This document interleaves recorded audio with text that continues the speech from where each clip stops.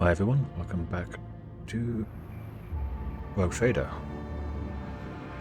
Just thinking, did I say I wouldn't do something first off this episode or not? Can't remember. Anyway, let's go here. Then off to Rykad Minoris. Yeah. Headphone cable caught up on the sleeve.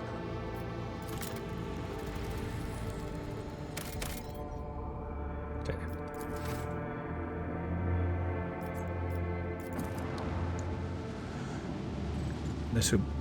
This planet is, yeah, it's the end of the first chapter, which is just this, one of the smallest chapters.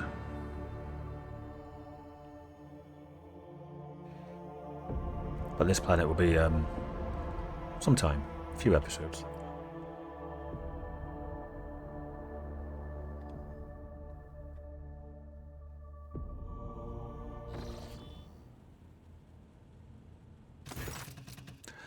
As the ship makes its way through the star system, a strange fatigue falls over you. Your eyelids grow heavy, and the quill you have been using to draw up yet another order falls from your hand. You raise your head with a start. Someone else is here in your study. You stand up and stare at the dozens upon dozens of corpses surrounding you.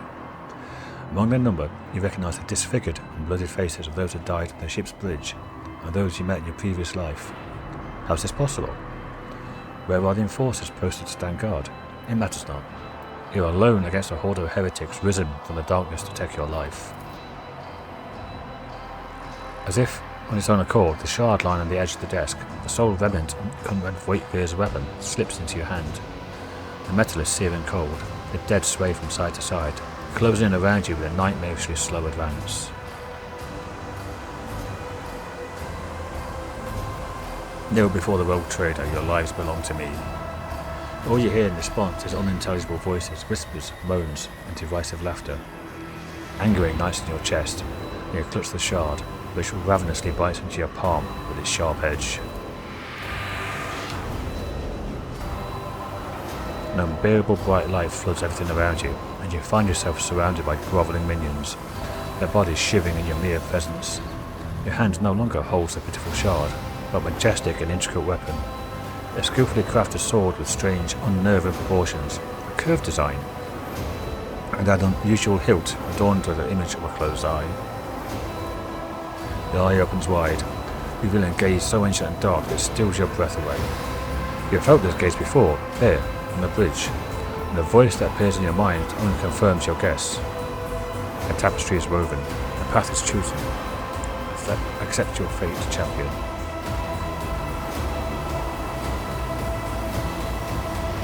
I am the Sword's Master, not its servant, remember that.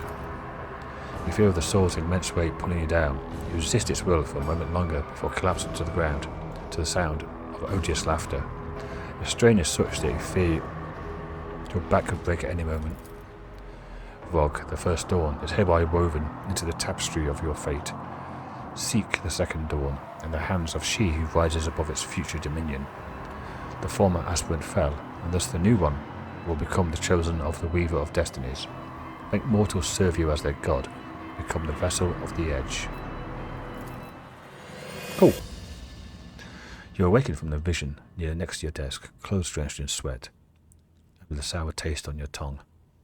Your head is ringing, and you struggle to recall those faces and the image of the sword in your hands. Only the deep cut on your palm and the bloody shard lying on the floor remind you of what just transpired. Pick up the shard. You reach your shaking hand out to the shard, now slippery with your blood. You wipe its metallic surface to stash your treasure onto your clothes, next to your heart, and soul forever searched by this great power of the warp. Excuse me. The light glinting off the polished skull of some unknown Xenos makes it seem like the bony face is mocking you. We've seen all this before, haven't we, I think?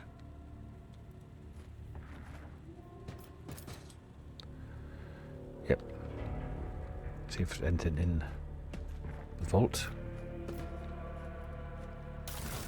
Nope. Well, actually, I could put that in. Can't sell it anyway. Well, I can sell it, but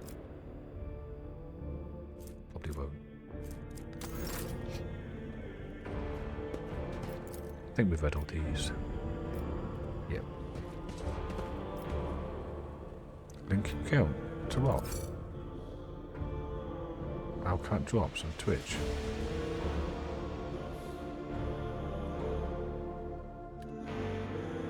Didn't know that was a thing. Face of the Sovereign. For someone resolve when you click an enemy. Von Valancia's cloak. Well, seeing as I'm the only person who can wear that.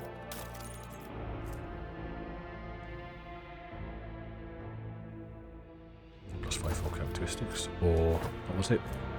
+5 fellowship. That's better on a frontline officer, which there aren't any. Who else can be frontline? You are. You've got Method of Heroism. As well. You're never in the front line. Nanjai won't be in the front line either. Plus 1 resolve whenever they kill an enemy. You've got a helmet. Yeah, why not? Although, it's probably better on me. Do I need resolve?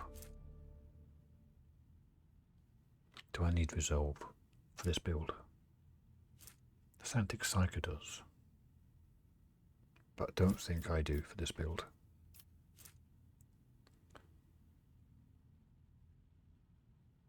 No, I don't think I do.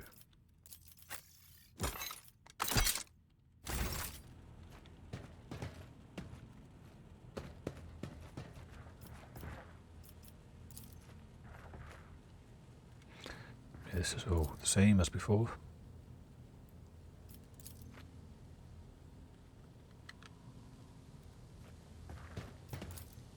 Pages faded, yep.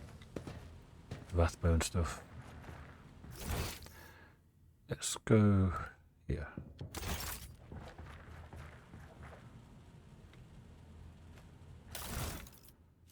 Back to data slate. Some binary. Then 872-04. The final transactions with the Chartist are complete. The Fiery Reckoning is now fully equipped. The object has been loaded aboard with its containment intact and placed in the fore bay to ensure maximum contact with the target.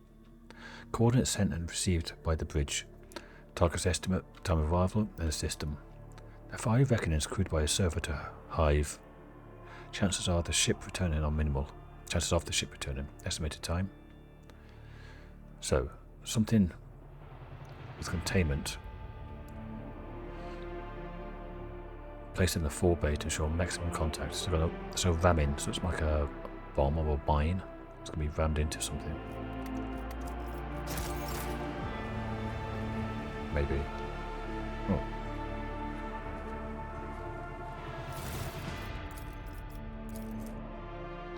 His chagrin is irrelevant. Avoiding this mistake cost me too much. Years of work, tremendous resources, all wasted. He has failed at what he's supposed to be irreproachable at, uncovering spies, and this one was a senior officer. I'm not about to discard him. Gunnar had served me too long for his removal to go painlessly for the Protectorate. Besides, he's no fool. He could not have seriously expected to become the next in the Von Valancia's line when his skills and talents as Master of Whispers are so valuable. Let his disinheritance serve as a humiliating yet instructive lesson from which he may yet learn.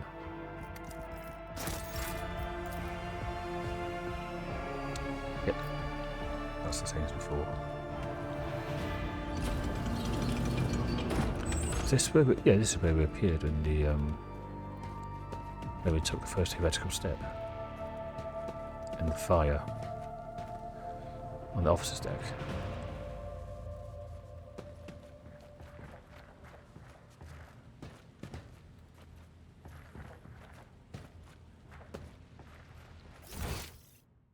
Okay.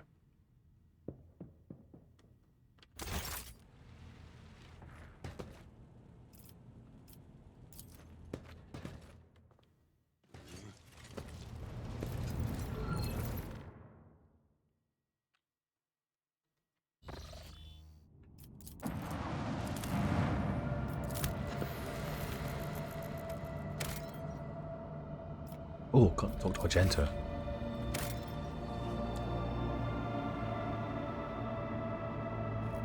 Bus bridge, go to bridge. Okay, voidship.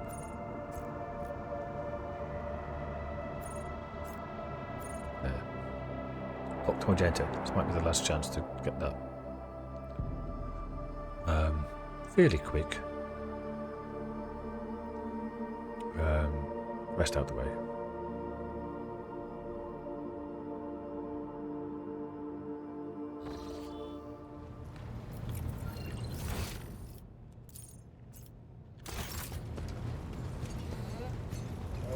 Where is she?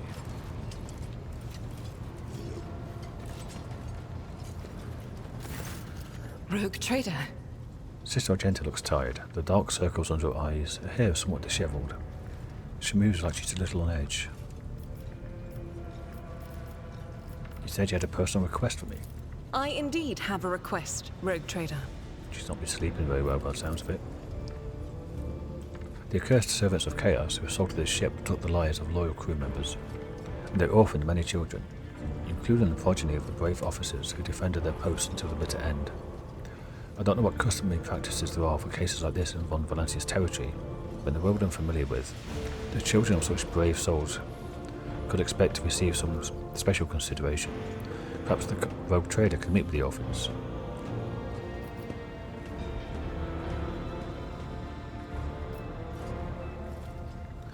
I will meet with them. No formalities needed. These are the children of people who give their lives for the Von Valancia's dynasty. My consideration is the least that they deserve. I will pass on your instructions. Thank you for taking my request to heart.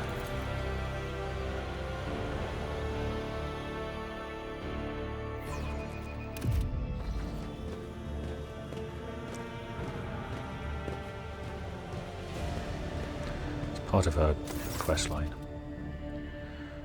A motley group of adolescents do not take their eyes off you, gazing at you as if you were a creature straight up from a fairy tale. Our indefatigable sister has been keeping an eye on these pups. Abelard glances at the gathered children. So hardly the scholar progenium in here, which is for orphans. But we have provided the orphans on our ship with adequate care and instruction. Argenta is standing to the side of the group. As you approach, she perks up and announces, her voice ringing, "Brave ones, the master of this ship has appeared before you, the one who guides it through the darkness of the universe by the Emperor's will. Greet your Lord Captain, the rogue trader of House Von Valancius." Heinrich Montag's a new guy. You notice Infernus Master Heinrich Montag stands a few paces away from the orphans. He watches you with approval and bows respectfully when you meet his gaze. Infernus Master, do you serve as a teacher in your spare time? Not at all, your lordship. I'm just looking out for them. It's the Infernus way to help folks in trouble. It's our job after all. They're kind of like the fire brigade, I guess, fire service. So we chip in rations here and there and make sure nobody gives them a hard time. We take the older ones into the clan's care if they want. Many in the guild are not our family by blood, but by circumstance.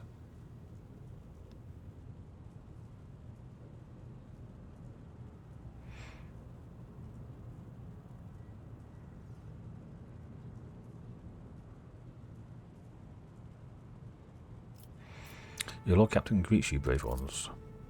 Teenagers keep staring at you. A girl who's remained close to Argenta smiles uncertainly. A skinny pale lad tries to throw his shoulders back and stand at attention like a soldier. Only a few teenagers at the far end of the row seem solemn and not particularly impressed. One of the scowling visitors, with a thin scar across his face, tosses his head back and says bitterly, "So what? Why should we care? Our friends and parents died in the dozens for you noble lot. You just give us speeches." Argenta quickly turns to the boy. A flow of emotions flashes in her dark eyes, like she wants to both calm him and scold him for his impudence.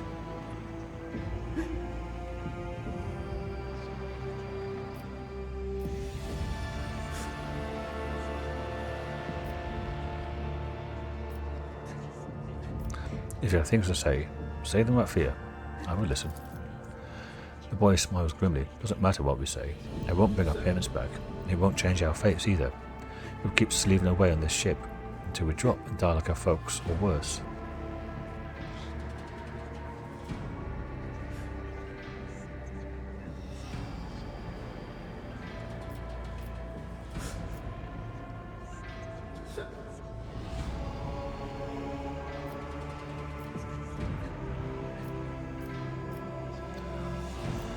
When the heretics who killed your parents attacked the ship, I was there. I took command.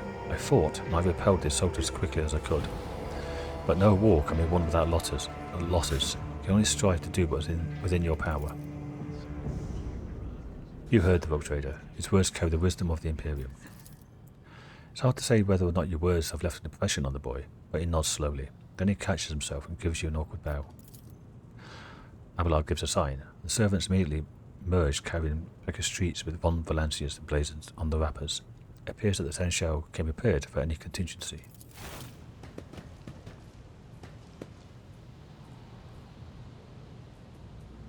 Just chucking sweets at them, okay. Argenta rubs her temple pensively. She smiles and offers a few more words of encouragement, then leaves the bay.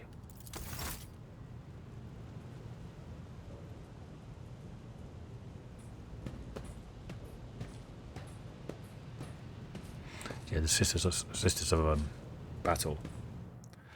But war. Usually, not all, but usually orphans.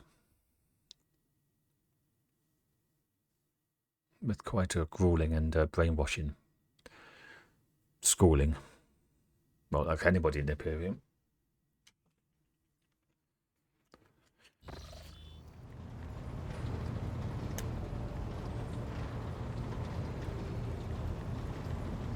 Okay, should I go and talk to him? I'm here.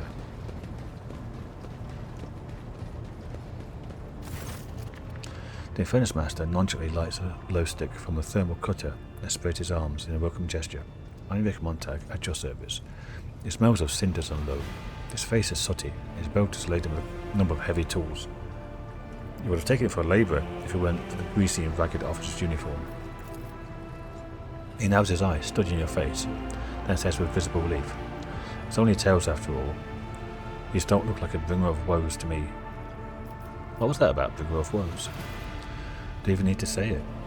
The moment you came aboard, Lady Theodora perished, so did her arch-militant, as well as half of the senior officers and a quarter of the Infernus Guild, along with the previous Infernus Master. What's worse, rations don't taste as good anymore, fire burns hotter, and that sinister look in your eyes. Like you're about to put a curse on someone. Heinrich grins. It's what the boys will say, so it must be true.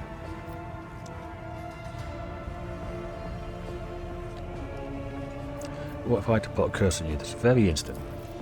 That would be a sight. Never seen a real curse before. I'd need to be thrilled to hear all about it. Who are you? I'm just a humble labourer, in charge of putting out fires and dealing with emergencies. But everyone calls me the Infernus Master. I guess it's because I answer for them with my life. With your life, you say? That's right. Picture flames roaring. All the ship's systems have failed, including artificial gravity. You can't make out anything because of the red-hot debris. And you know an explosion is coming. It's a nightmare. But it's your job to evacuate the panicked crew, eliminate the cause of the fire, and get the compartment back in working order. Of course, the job description doesn't allow me to risk my life now. He smiles sadly. It's all about management these days, sending the boys and girls into the fire. But it's all nonsense, and if the gun gets tough, I won't leave them there alone. What kind of emergencies does the Infernus Guild deal with? Oh, there are many. Accidents due to external factors, for example. Hits from enemy guns or collisions with hollow objects like wreckages of other ships. There are plenty of internal causes as well, from system malfunctions and short circuits to problematic cargo. A couple of years ago, something blew up in the hold, nearly burned it to a crisp. Then there's sabotage. That voidship snake did a lot of damage to the ship. Labourer, then why you're lounging on the bridge? It simply is because nothing's on fire. As head of the Infernus Guild, I'm mired in the officer's routine of reports and discussions. There are several compartment upgrades and refurbishments on the agenda right now, to make sure that fire safety protocols are followed everywhere. Rest assured, I'll scurry back to the technical base to do my manual labour as soon as all the paperwork is done. Have you made a confession lately? Sounds like the start of an interesting conversation. It looks you directly in the eye. No, I have not. The orphans on the ship have already been provided with the bare essentials, have they not? The bare minimum, yes. I sometimes check in on our little ragamuffins. They don't have it easy. No parents. They live like new recruits in an infantry regiment. Please, your lordship, do not neglect the children. Why are some destined to perish in the war while others must go on living? Takes a long puff, burn up half of his glow stick in one go. Don't know, Lord Captain. I simply don't know. Too many good men have been devoured by that damned war. I will never be sated. It's hard to think about it. These are from that confession and try to find out who did. Clearly, you prefer private confessions. You're right. I'm used to talking about important things in heart-to-heart conversations. He flashes you a genuine smile, like the one we're having right now. Aren't you a little too relaxed in front of your Lord Captain? Perhaps because I live under a constant threat of agonizing death by fire. I have a repressed, a self-preservation instinct. Or maybe I just relish every minute I get to breathe low smoke instead of cinders. I humbly apologise for my madness, Lord Captain. Anya continues to smile without a shred of embarrassment.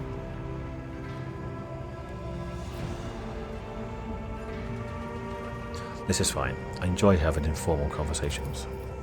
I'm glad you feel that way. Life is too short to waste it on ceremonies. It's better to present yourself as you are immediately. How did you come to be in the service of the Von Valansis dynasty? Not in the usual way. My ancestors wronged yours and were appointed Inferni as a result. Hard labour, deadly risks, plenty of opportunities to atone. Those criminals have been dead for generations, but we're still serving their time. Maybe we will find redemption one day. Tell me about the guild. What interests you the most? Our duty, our state-of-the-art equipment, or our vibrant traditions? How is it organised? The Infernus service is split into different brigades, according to duties. The heart of the guild are, of course, our liquidators. Tough guys with nerves of steel. They put out fires and pull people from the flames. Others are repairmen, dealing with problems like jammed doors, fuel leaks, or broken vents. Then there's the walking inspectors, who check the decks to make sure nothing is blocking any passengers of access to communication lines. State-of-the-art equipment, that sounds interesting. I think he's taking the piss, though. He smiles guiltily. That was a bit of a stretch, I'm sorry. There's no state-of-the-art equipment. The risks of ruining it in a fire are too great. We get by using human resources, the most common items available. Respirators, fire extinguishers, flame-retardant uniforms. Let's face it, the lives of the Inferni are not worth much. It's much more important that we save the machines and minimise damage to the ship. What traditions? We have plenty of those, like the reminders. Heinrich rolls up his sleeve, revealing a tattoo inscribed over an old burn mark. When you survive a particularly hopeless accident, you get a tattoo on your scar. You can always tell an experienced Infernus by the ink. It's like a badge of honour of sorts. How did you get your reminders? He points to a tattoo on his right arm. This one is from the time plasma leaked from the outer aft circuit. Imagine yourself clinging to the hull outside, thermal cut in one hand, and let it clamp in the other. Obscure flames burst from the breach, the kind that can incinerate you in a second. All that separates you from death is a flimsy rope and a void suit more ancient than holy terror. Yet the price I paid was nothing compared to my comrades. He slowly removes the augmented fingers of his right hand. As for this one, the lucky directs at his left hand is full of bitterness. I got this one in the ammo depot where my wife Elsinora died. There was a fire, the flames were getting close to the ammunition. And I don't mean autoguns rounds. These are macro cannon shells. That's the big ones on the ship. We put out the fire as best we could, but we were losing suddenly. Elsie took my hand, kissed me, then ran straight into the blaze and activated the emergency blast door. We stayed outside while she vented the compartment. Heinrich gives a tender smile, gazing at the smoke. It was quite a story. Sorry for your loss, Heinrich. He nods gratefully, taking another puff. Okay, it's enough. Never let your fire go out, Lord Captain. I mean, no. He hardly waves his hand. That's just a stupid little guilt-in joke. Seriously, if you see an Infernus next to a naked flame, run.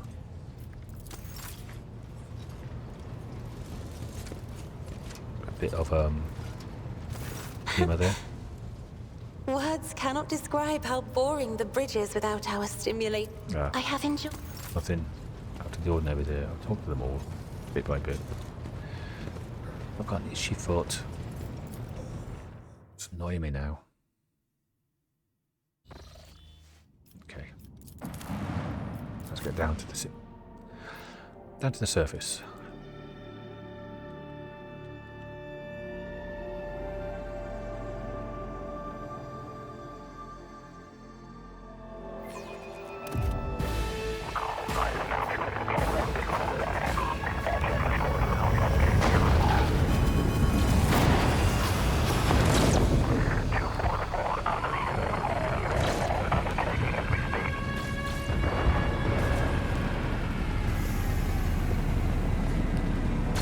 thrusters then. But not when I landed on the prison planet. The starport greets you with a din of ordnance and the smell of explosives tickles your nostrils. It's difficult to tell through the smoke who is firing at whom. Sergeant Malgar. Halt! Rebels on the ground or on firing. A man in a torn and dirty uniform holds towards you from behind the chunks of rockweed and crumpled plasteel. His cracked helmet is adorned with a crooked label that reads Sergeant Malgar. Alright, so our skies are in lockdown, the rebels are shooting down anything that flies, and you lot just happen to land in our rear without a scratch to show for it. And on a shuttle like that, where'd you get it? Stolen from the palace, isn't it? It's visibly awed by your resplendent gold of your transport. Grab 'em, lads, we've got ourselves a rebel landing force. Abelard turns purple. By the holy throne, what is this mess? David glances around. They're in a rough spot, old man. Go easy on them.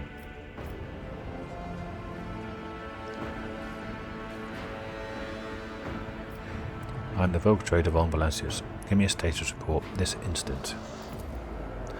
With a mixture of awe and terror, he snaps to attention. He raises his freshly cut chin like an exemplary soldier and barks, "My mistake, sir," at once. The starport is under control of the Governor's wardens. Perimeter commander is Sergeant.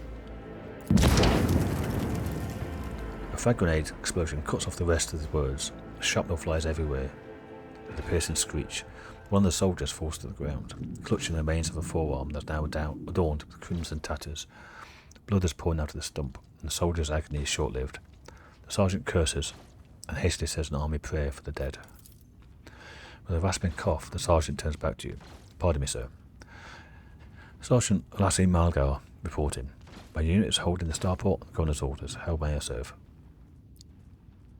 "What's going on?" "Unless, sir, armed rebellions in both the capital and the provinces. First the lowest level sparked, then it went up the spires. They hit the Vox hubs, the arsenals, and the mag train stations." Then Felic tore off his mask, precisely because he knew about the troubles on Rykad Minoris. He knew that none of our allies would come to our aid. Cassia lets out a soulful sigh. "You may continue, port peasant." "My unit was here when it all went to the Groxes. The tech priests linked to satellites reported sightings of strange void ships in the system. They were orbiting the star until one of them set course for landing on Rykad Minoris. That's that empty planet went to just before. The governor took precautionary measures in order to increase security at the key facilities. Everyone knows that whenever something's not right, you better double the warden details. The alarm was raised, and we are sent to secure the starport. It's the only reason we are able to hold it. The Crushioners, the scumbags, it's been a whole turn since the last reinforcements came in. We're running low on ammo. Every other fighter is wounded. Don't know how bad it is in the streets, but they'll drive us out of here any minute."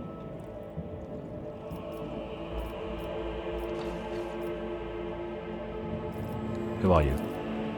"Sergeant Lassie Malgar, really said that. 11th generation loyal soldier of the House Winterscale, awarded 3 commendations for faultless service. Ever since the olden days, His Lordship the Rogue Trader has recruited soldiers and shipwrights on Rykad Minoris. There's no great honour for a Rykadian than serving His Lordship with diligence." "What caused the rebellion?" "Ill thought, sir, but fallen hard times. The ground keeps shaking, things keep exploding. The people are scared. They've forgotten all about their duty. And that's when those, forgive me, preachers came. They started riling everyone up. Sure enough, shot a few, but they just kept coming, more and more of them."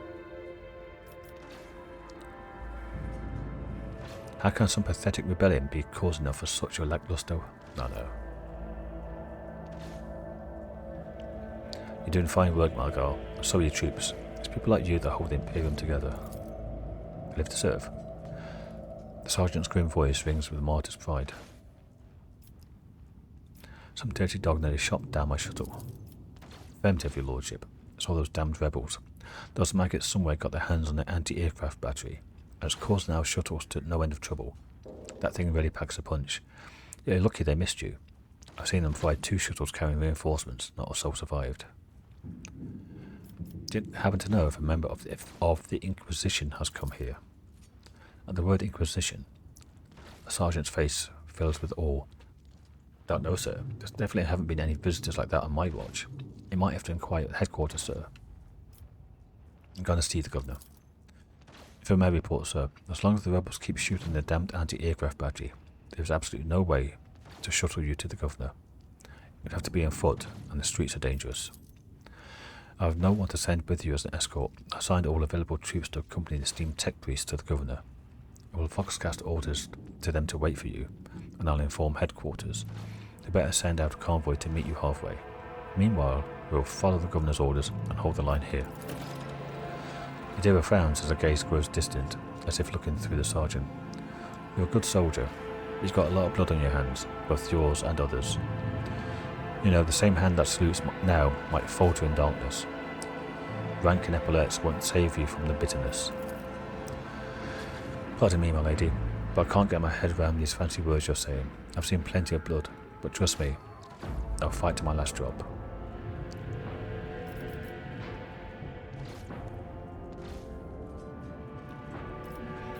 Is the path ahead dangerous? What exactly awaits me there?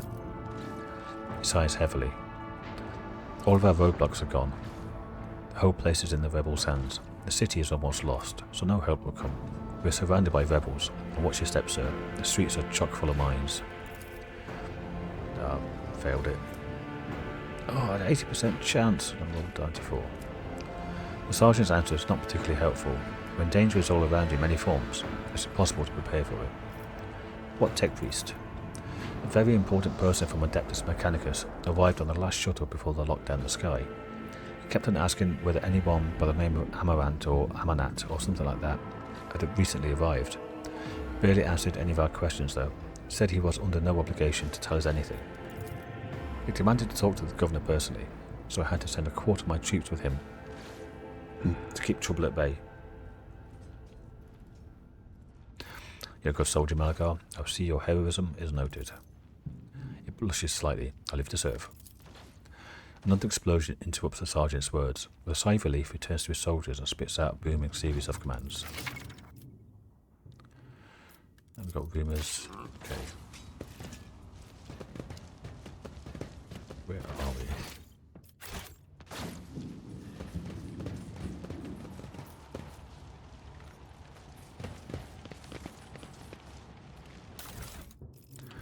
Small cargo. Is there money to be made? The grand viaduct for receiving esteemed guests is buried under the rubble. Okay.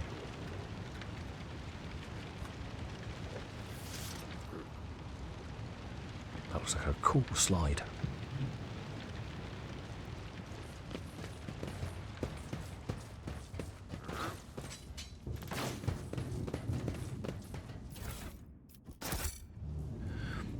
Artillery decopy. Request on barrage on launch pad 3.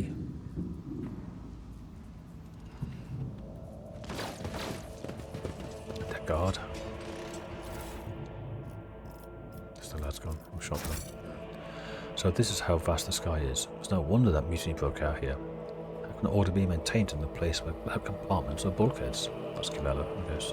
Or Rise Kibella. to the top, or get left in the dust.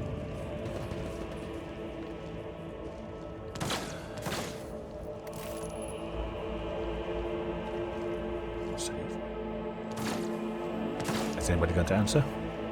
I would argue it's not the size of the territory, but the competence of the governor that matters. He don't even send a proper cortege to meet us. Of course, Cassia. You will beg for mercy, but I will grant none. Okay, gonna there. Agitator. There's a melee person. Gonna.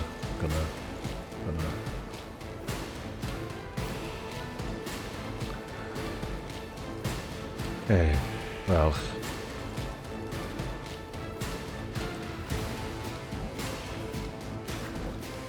Me, Abelard and Kibella need to be in the front.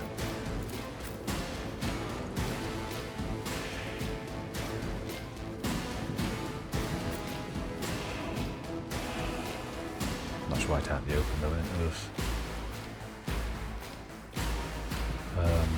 Adira, we here. Argenta can be there. Cassia. Here. Probably, hopefully. Not a very good line of sights around here though. Here we go.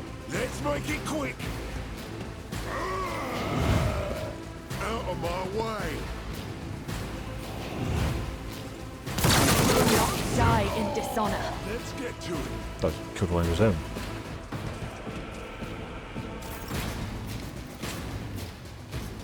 Okay. Let's get the ranged ones first. There's a bruiser. There's a gunner. Okay, leave that fucking banner. That one's slightly out of range though. As the Emperor, none can escape the Emperor's judgment.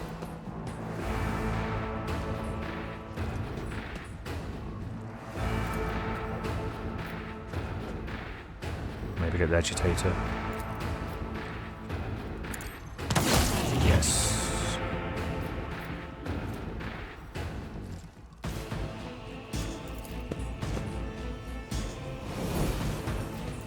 Get rid of the debuff.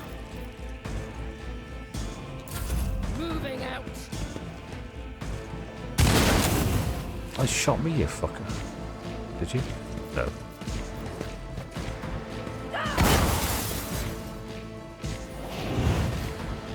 Get to it. It's actually got 2 stacks of footsteps to go.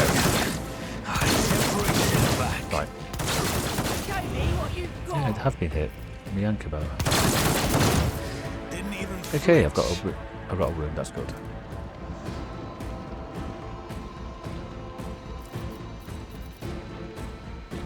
Okay. Right then, Abelard. Indeed. I will do my duty.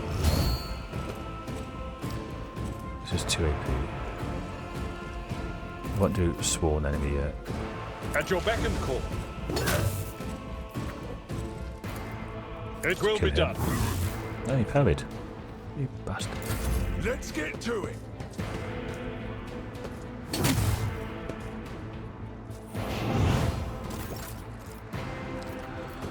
Okay. Got 6 left. 1, 2, 3, 4.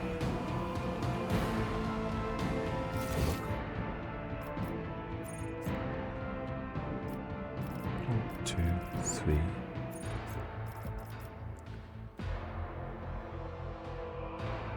God, it's so hard to see. 1, 2, 3 there. 4, 5, 6. Okay. Debuff these. Me? If you insist, Lord Captain. Just can't quite get. Step aside. The navigator is coming. Maybe I can hit them without hitting Abelard. Yeah, I can. I'm not accustomed to the fur painted black. Then buff. Isn't this a job for the serfs? Let's make it quick. Out of my way. Okay, finally. Right. That's Psyker stuff, so I want to Blood Oath first. Okay.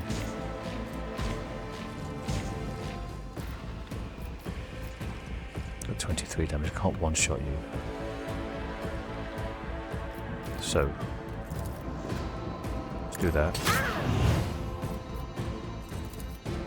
And that. Do death from above. Here. Another enemy down. Heal up.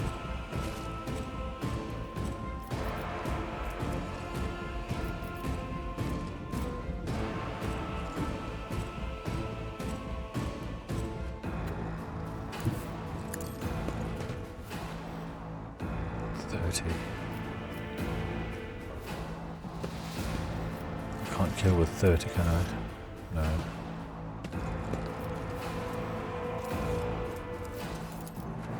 Can't quite get the shoot him though. It's as good as done.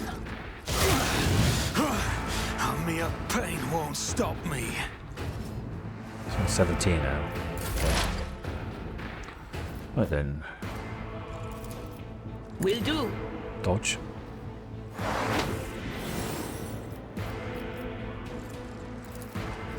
Blind. What do we have? What, 1, 2, 3, 4. What of Blind him. course? Just kill him. Was that you? Be gone! Did that. Damage and bruiser. What if some damage jumped?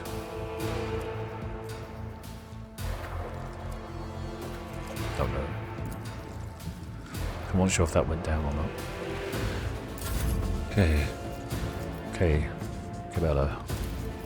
What else? Trust me. I feel nothing. Fear nothing.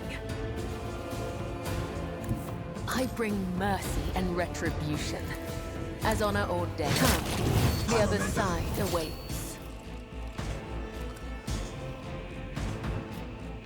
Don't have any more movement. Which is a pity.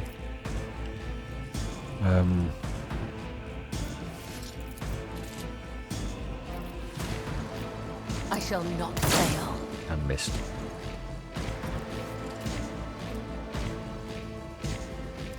This is only up to there, like three or 4 cells, not very far at all. Just see one. I will bathe this battlefield in righteous fury.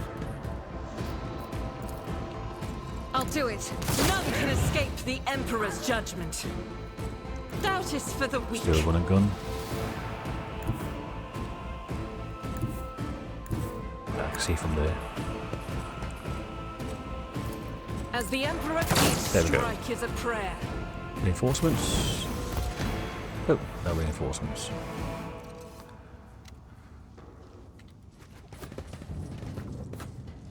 And we all leveled up. Scrappy las guns can be added to the cargo zone. Shot batons can. Cowper's chestplate as well. Okay. Right then, I'll level people up. Back in a sec. Okay. This was the level where we all update our heroic action. So, Death Bolts. 4 additional charges from Death from Above. And does plus agility damage. And also grants an extra 4 charges of Death from Above. To the end of combat, Death from Above deals plus blah blah blah. That's upgrade 2. Whereas Death Bolts itself.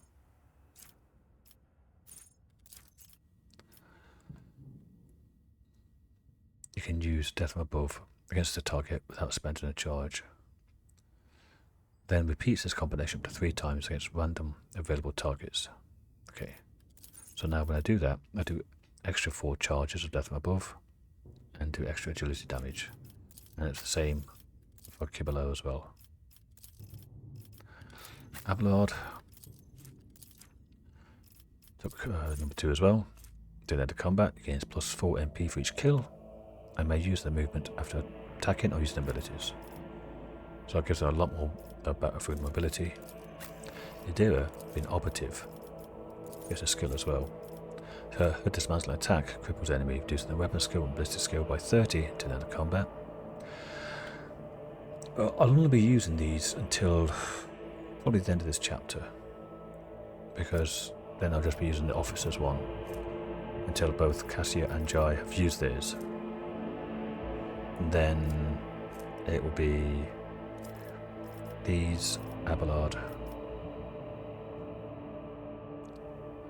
Argenta, Pascal and Idira. This one's not that great. And then Law Warp. Argenta got the first one, her 5-hour mastery. To the end of the turn, 4 movement points, attacks do not spend movement points. Cassia, finest hour. During an extra turn, you get plus 12% damage, which is based on Officer's Fellowship bonus, which will be very high. And the last one of those is that one. All the non-attacking abilities cost -1 AP, which is huge for buffing and debuffing. And Cabello's the same as my character. Just that one. Extra 4 charges. And then an extra agility bonus. So, I've got an injury. I'll keep that because it increases my ballistic skill. No, it's agility. Wounded Beast and... is it dodge? No. What is it that Wounded Beast does?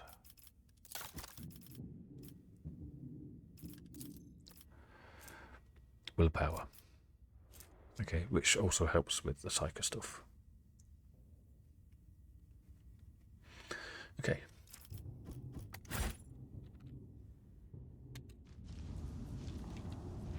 And I've already been going for over 3/4 of an hour because I've talked to people. I know. Keep your wits about Time you. flies. He had a reserve pattern sword and an armoured body glove. So, Mars pattern sword. Is the Mazoa any better? Nope. The armoured body glove is what I'm already wearing. Improved armoured body glove. Carapace chest plate. You've got the spinners thing.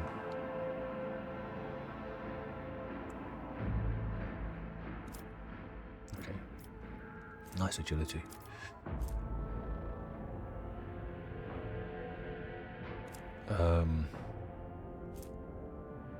I'll just add that to cargo.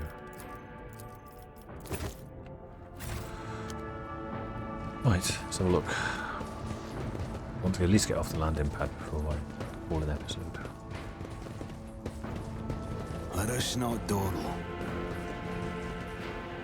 Blind madman.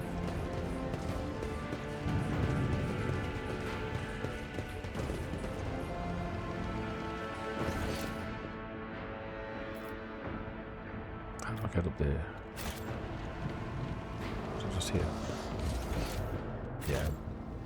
The angle was confusing me. The premonition runs true.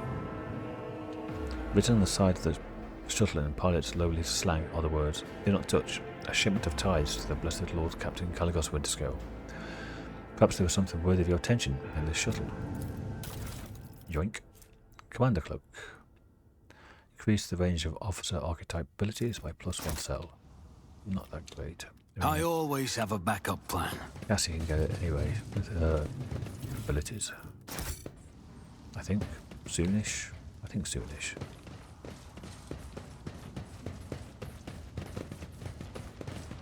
Although she's never in combat, is she? In front lines. Oh, she's not wearing anything. Oh, not wearing a cloak. She is wearing things.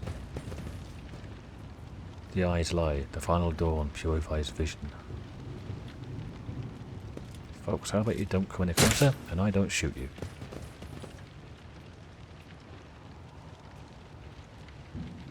Gain true vision. When out of both sides, all will be revealed.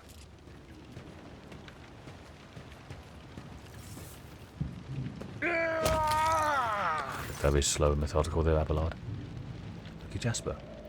The young, shaggy-haired soldier is still pale. Nonetheless, as you approach, he holsters his pistol, a hallmark of good discipline. He gives you a somewhat frightened but genuine smile. "Thank you, my lord. You arrived in the nick of time. Don't know what those babbling creeps wanted with me, but definitely wasn't anything good." "Who are you?" "Lucky Jasper, the governor's aide and personal Vox operator. I was dispatched to the starport on special orders," the young man proclaims, desperately trying to tame his tousled hair. "Are you unharmed?" "Oh, thanks to you, my lord. These blind lunatics are all over the city right now. These rebels, damn them to the void, go around maiming everyone they get their hands on, scorching their eyes. Then they leave the poor souls driven mad by the pain to wander the streets babbling nonsense." He lowers his voice and adds with gravity, "The command doesn't want anyone to talk about it. I've heard whispers. It's not just some nonsense, it's heresy. Actual heresy. Because to listen to it scrambles your brain. It made one patrolman freeze in his tracks while a blind mob got hold of him and carried him off from his post, off to who knows where. What exactly were you doing here on your own? Following Governor Medina's special instructions, namely, he grits his teeth, with the pained expression thrown his brow. Oh right, it's a secret assignment, can't talk about it.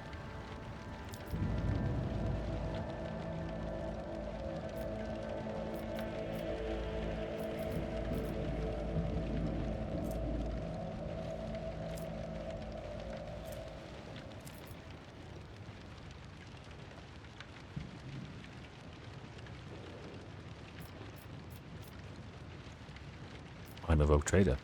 Why don't I simply order you to tell me everything? It's well within my rights. A rogue trader? After casting a quick glance over your gear, he nods and understands it. Oh, so you must be from the house of Valencia's ship, the Starport's Augur. Surveillance station reported that detected your ship entering the system. Then you heaved to, sent a shuttle to another unidentified ship. A very strange one at that. Then that ship departed. That was Conrad running away. Jasper pauses for a second, then mumbles. But the Augur surveillance station's reports not to be disclosed to third parties. But you know that already, don't you? Well, alright. If you really are a rogue trader, I'll tell you everything. Why did they send you to the Starport? I'm supposed to deliver updated Vox codes. How should I put it? Assess the situation. The planet is a real mess at the moment. The rebels have found their way into our Voxnet and now eavesdropping. This made proper communication impossible. The hallowed electrodynamic Cenobium sent out a distress call before it all went dark. And who even knows what's happening in the system? There's been a riot on Rykad, prison planetoid. The Rook 5 station is silent, although the navigators there have always been a reclusive bunch. I was hoping to be lucky enough to run into a pilot, a captain here, who would give me an update. That's hardly a possibility right now. The rebels are blasting everything that tries to land out of the sky with this damned cannon. He stops talking a little too abruptly. Tell me about York 5. There's not much anyone can tell you about it. That station belongs to the Navis Nobilite themselves. Emperor knows what they do up there, or even who lives there. They scorn ordinary folk. The only person they're willing to grace with an audience is the esteemed Yvain Winterscale. It is beginning to sound like he's complaining. That place is creepy. They say they order shuttles with servants from Rykad Minoris on a regular basis. I guess they're too important up there to change filters and clean compartments themselves, huh? Except I've never met anyone who has served there. It's like no one ever comes back. Your brothers and sisters lived and died for a great cause, serving a navigator house, and therefore all of the Imperium. It is a high honour, one that few could bear. Only now does Jasper notice Cassia, and his eyes go wide with fear.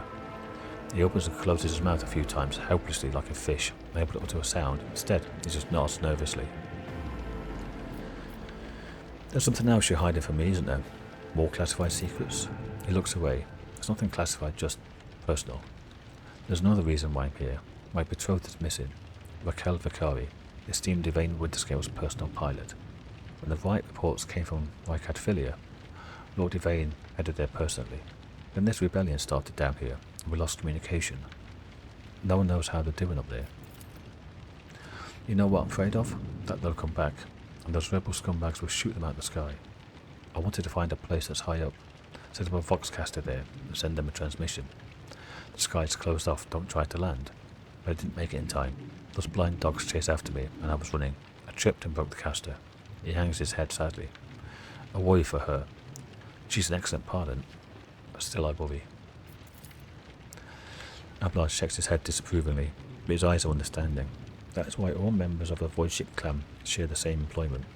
No matter how devoted a servant of the Emperor is to their duty, there is always the danger that family ties might disrupt regulations and order. Worry not, for your Raquel is alive. I met her on Rykad. Really? That's marvellous. May the Emperor protect you for 1,000 years, and then 1,000 more for bringing me such good news. He beams in elation. I'll name my firstborn after you, I swear. In fact, I name all my children after you. Who is Yvain Winterscale? The esteemed and honourable scion of the blessed drug trader, Caligus Winterscale. master of the Rykad system. At the behest of his illustrious father or grandfather or uncle, well, his illustrious relative, Lord Yvain took up residence in Rykad Minoris. Jasper's face betrays a fierce inner struggle before he blurts out, "You know what I think? I find it curious that blessed Caligos didn't make him the ruler of our world. Lord Yvain is his blood, but it's the governor who rules us. Then why do you think he sent me here? I think he's been exiled."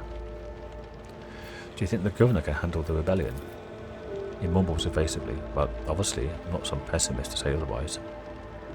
"I won't tell anyone." "You really won't? Well then. If you ask me, things are pretty rotten. His words come flying at with the rate of a stubble fire. These rebels are strange. We would have easily quelled a normal riot, not some commoners. We're Rykadians, the naval elite of House Winterscale. But these people, they're vicious. They know no fear. And their attacks, they're so precise, like they know what's going to happen ahead of time. The commander executed 7 officers on suspicion of espionage. But it's not about spying. They say the leader of the rebels is some two-faced Aurora who can see into the future. Now she is the real danger." Dira scoffs and rubs her hands together in excitement. "She can see into the future, is that right? Let's see about that. She's up against the wrong Psyker. My breezy whispers may be vague, but have not failed me once. I can tell you without asking my ethereal friends that her future doesn't look too bright now that Lord Captain is involved." "I'm looking for an interrogator of the Inquisition who may have arrived on this planet. Have you heard anyone matching that description?" Jasper's face quickly turns grey as he says, "I have, but I don't know where he is now, I'm sorry. I don't like discussing the affairs of the Inquisition." "No more questions." "I mean, I could do, but that's more iconoclastic, not iconoclastic, dogmatic, which I'm not. It's my pleasure to be of service to you, my lord. It's been nice to have to chat to someone normal." Glances wearily at the body of the nearest blinded lunatic. "Okay, I'll take my leave. You're right, we shouldn't stay out here, or we might run into rebels. I'll go find a safe place to watch the sky for any landing shuttles. May the Emperor protect you, my lord." Okay. Any loots? Nope. I'll just get to here.